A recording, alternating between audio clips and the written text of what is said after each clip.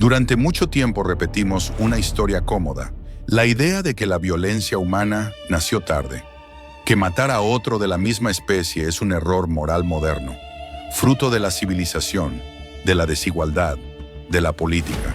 Pero el registro fósil no está de acuerdo con eso. Mucho antes de las leyes, antes del lenguaje complejo, antes de cualquier noción de bien o mal, algo ya estaba roto. Y no fue un animal, no fue el clima, no fue un accidente, fue otro homínido. Hoy vamos a volver a un periodo en el que no existían asesinos, porque todavía no existía la palabra asesinato. Pero el acto, ese ya existía. Estamos entre hace 700.000 y 300.000 años. El planeta vive un ciclo brutal de eras glaciares. El clima cambia demasiado rápido. Los bosques se convierten en estepas. Los animales desaparecen en pocas generaciones. Europa no es verde, es fría, cortante, hostil. África no es estable, es impredecible. En este mundo, sobrevivir no depende solo de la fuerza física. Depende de anticipar el peligro. Y aquí surge algo nuevo. Por primera vez en la historia, un homínido no reacciona solo a lo que ve. Imagina lo que puede pasar. Ese homínido es el Homo heidelbergensis. No era frágil, no era primitivo en el sentido popular de la palabra. Altura media, similar o superior a la nuestra. Cuerpo robusto, músculos densos. Capaz de enfrentar grandes depredadores. Pero el detalle más importante está en el cráneo. Con un volumen cerebral entre 1100 y 1400 centímetros cúbicos, el Homo heidelbergensis tenía un cerebro comparable al del Homo sapiens moderno. Eso lo cambia todo, porque un cerebro grande no significa solo inteligencia. Significa memoria, planificación, anticipación e inevitablemente significa estrategia social. Los animales matan, pero casi siempre por hambre, defensa o instinto. Lo que empieza a surgir aquí es diferente. El Homo heidelbergensis vive en grupos pequeños e inestables. Pocos individuos, poco margen de error. Un competidor más significa menos comida. Un macho dominante más significa menos acceso reproductivo. Un conflicto mal resuelto puede destruir todo el grupo. Entonces surge una pregunta que la ciencia tardó décadas en formular. ¿Y si eliminar a un individuo específico fuera ventajoso? No durante una pelea. No en un arrebato, sino antes. Planeado. En España existe un lugar conocido como Cima de los Huesos, la Cueva de los Huesos.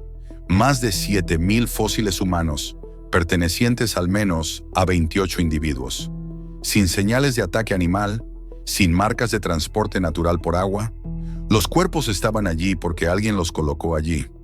Durante mucho tiempo, la explicación fue simple: un ritual funerario primitivo. Pero entonces los investigadores empezaron a mirar más de cerca, y los huesos empezaron a hablar. Entre los fósiles, un cráneo específico lo cambia todo. Conocido como cráneo 17, presenta algo rarísimo: 2 fracturas traumáticas, en el mismo hueso, en el mismo punto, con el mismo ángulo. Las fracturas no muestran señales de curación, es decir, ocurrieron en el momento de la muerte. Y aquí está el detalle que destruye la idea del accidente. Los 2 golpes fueron lo suficientemente fuertes como para matar y fueron aplicados de forma controlada. Una caída no hace eso. Un animal no hace eso. Un deslizamiento de rocas no hace eso. Esto es intencional. Pero, ¿quién haría eso? Lo más perturbador no es el primer golpe, es el segundo. El primero puede ser impulso, tu rabia, tu conflicto. El segundo es confirmación. Significa que alguien miró un cuerpo ya caído y decidió continuar. En ese momento, algo cambia para siempre en la historia humana. Porque ya no estamos hablando solo de violencia, estamos hablando de decisión. Si esto fue asesinato, entonces el Homo heidelbergensis no era solo un ancestro, era un punto de quiebre. Pero todavía falta entender el porqué. Disputa por territorio, jerarquía, control del grupo, o algo aún más incómodo. En la próxima parte entraremos en el territorio donde la ciencia empieza a dividirse y donde surgen las teorías más perturbadoras sobre poder, exclusión y muerte planificada. Porque el primer asesino de la historia tal vez no mató por odio, Tal vez mató para mantener el orden, la idea cómoda. Durante mucho tiempo, la ciencia intentó evitar una palabra: asesinato. Era más fácil decir trauma, evento violento, interacción agresiva. Pero a medida que surgieron nuevos descubrimientos, quedó claro que algo no encajaba, porque los accidentes no eligen objetivos. Los conflictos caóticos no dejan patrones, y los patrones estaban allí. El Homo heidelbergensis dependía del grupo para todo: cazar animales grandes, proteger a las crías, sobrevivir al frío. Pero el grupo también era una amenaza constante. En bandas pequeñas, cada individuo cuenta demasiado. Alguien que come más, alguien que desafía el liderazgo, alguien que atrae conflictos con otros grupos. Hoy, en primates modernos, vemos algo curioso. Los chimpancés eliminan miembros de su propio grupo cuando se convierten en un riesgo. No por ira, sino por estabilidad.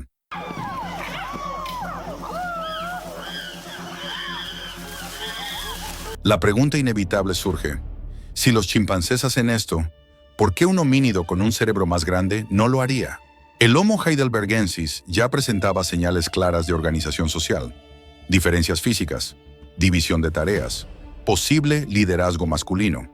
Y donde existe jerarquía, existe disputa.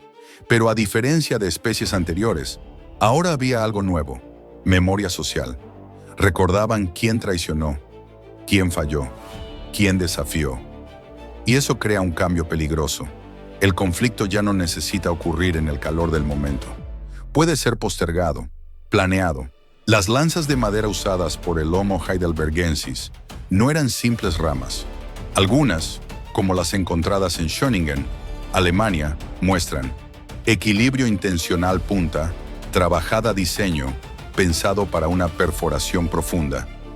Estas armas fueron hechas para la caza, pero una herramienta eficiente rara vez sirve para una sola cosa.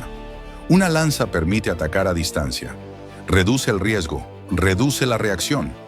Eso vuelve la violencia más controlable, menos impulsiva, más calculada. Cuando analizamos fracturas en fósiles, la ubicación importa.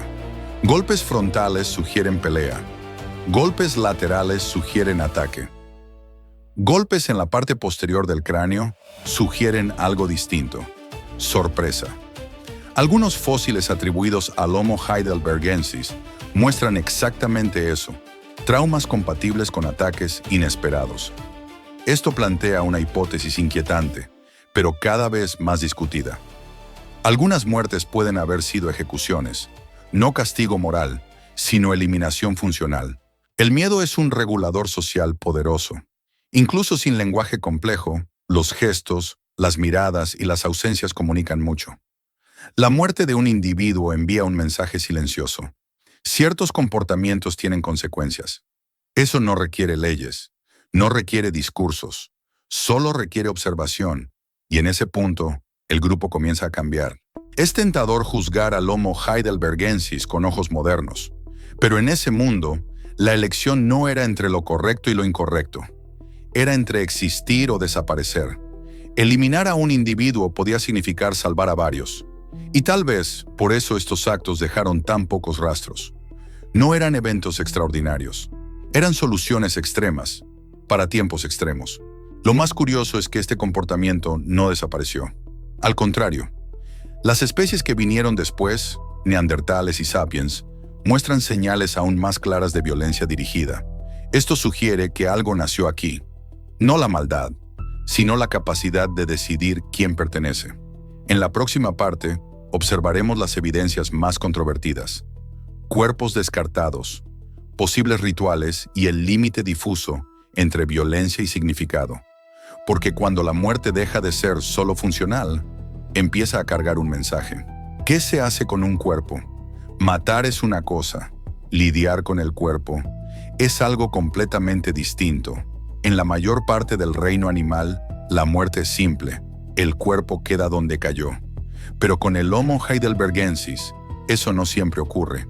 Y ahí es donde la historia empieza a volverse más extraña y más interesante. Volvamos a la cima de los huesos. Los cuerpos no estaban dispersos. No fueron arrastrados por el agua. No muestran señales de depredación. Están concentrados, acumulados a lo largo del tiempo, en un lugar profundo y difícil de acceder. Eso exige esfuerzo, coordinación, decisión. Aunque no se tratara de un ritual funerario como los conocemos hoy, queda claro que alguien eligió ese lugar. Y cuando existe elección, existe significado. Durante años, los investigadores debatieron dos hipótesis principales. Descarte funcional, un lugar para deshacerse de los cuerpos. Por higiene, seguridad o practicidad. Comportamiento simbólico primitivo.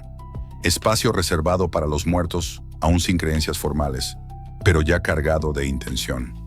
El problema es que ninguna de las dos explica todo, porque algunos cuerpos muestran señales de muerte violenta y otros no. Eso sugiere algo más complejo. No todos morían de la misma forma y no todos recibían el mismo destino. Imagina vivir en un grupo pequeño, donde cada ausencia es percibida. Un individuo desaparece. Días después, no regresa. Su cuerpo nunca vuelve a ser visto. Eso comunica algo. No con palabras, sino con patrones. La cueva puede no haber sido una tumba, pero pudo haber sido un límite invisible. Un lugar donde el grupo colocaba aquello que debía ser separado de la convivencia. Entre los fósiles de la cima, un objeto se destaca. Una única herramienta lítica, cuidadosamente trabajada, distinta de las demás. Conocida informalmente como Excalibur. No muestra señales claras de uso cotidiano. Eso plantea una hipótesis fascinante. ¿Y si esa herramienta no era para cazar, sino para marcar un acto específico? No como símbolo religioso, sino como marcador social. Algo que dice, esta no es una muerte común. Es importante dejarlo claro. No estamos hablando de fe, dioses, ni rituales espirituales complejos. El Homo heidelbergensis probablemente no creía en una vida después de la muerte. Pero eso no significa ausencia de significado. Antes de la religión existe algo más simple, la noción de pertenencia. ¿Quién forma parte del grupo y quién deja de hacerlo? Cuando un grupo comienza a matar de forma dirigida, separar, cuerpos elegir dónde colocarlos, cruza una frontera invisible. La muerte deja de ser solo un final biológico, pasa a ser un evento social. Y eso es un paso enorme en la historia humana, tal vez uno de los más grandes. Lo más curioso es que este comportamiento no desapareció. Siglos después, milenios después, las sociedades humanas harían exactamente lo mismo. Ejecuciones, exclusiones, entierros diferenciados. Todo comienza aquí, de forma rudimentaria, casi imperceptible, pero real. En la próxima parte, enfrentaremos la pregunta final, la que vuelve todo esto imposible de ignorar. ¿Esto fue una excepción o una regla?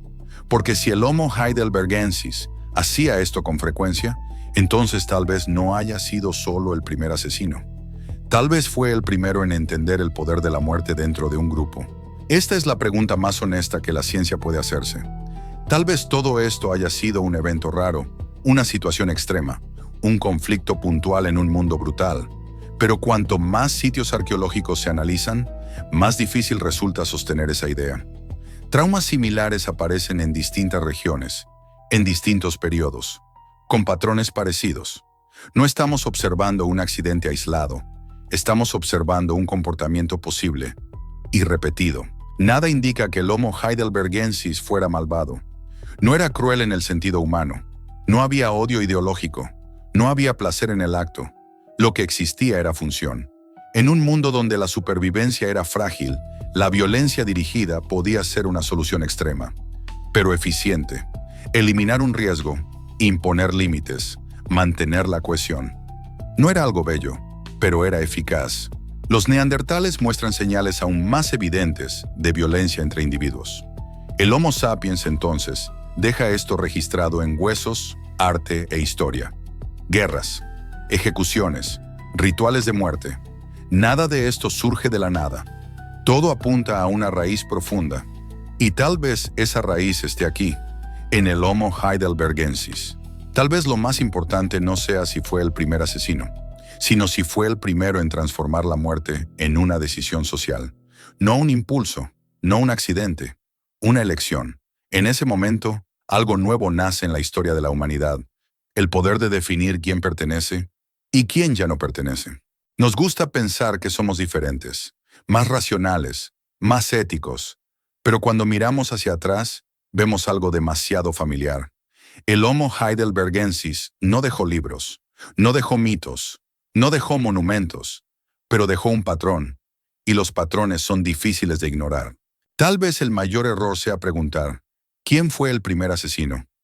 La pregunta más honesta es otra. ¿En qué momento la humanidad aprendió que matar podía resolver problemas? Porque una vez aprendida, esa idea nunca desapareció, solo evolucionó.